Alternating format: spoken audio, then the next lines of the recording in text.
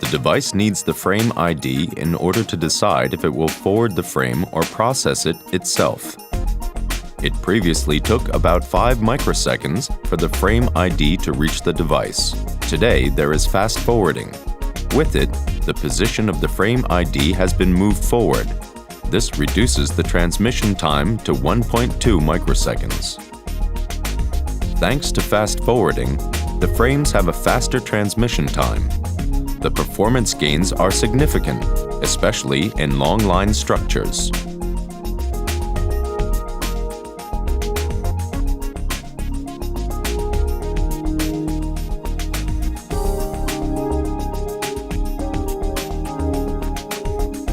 Up to now, individual frames were sent to each device.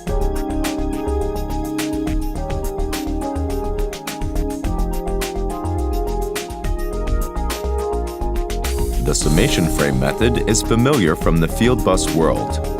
In this method, a frame contains data for all nodes within a line. This makes better use of the bandwidth.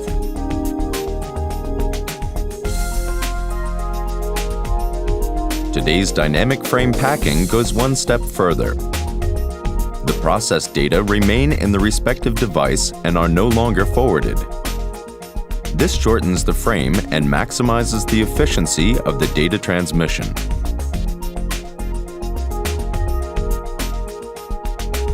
Dynamic frame packing significantly increases the available bandwidth, especially in line structures.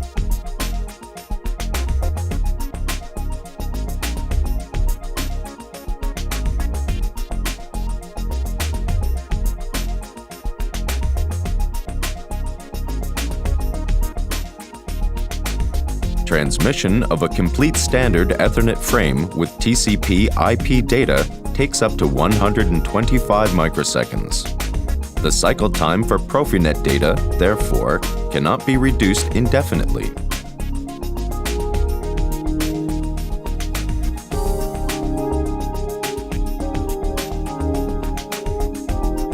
With fragmentation, these long TCP/IP frames are split into subframes.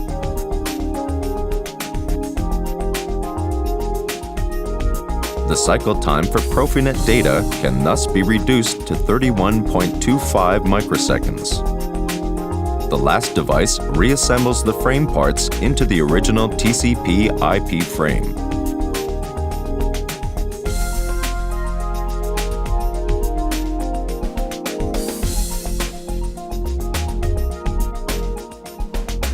With fragmentation, it is now possible to transmit more PROFINET data in the same time period.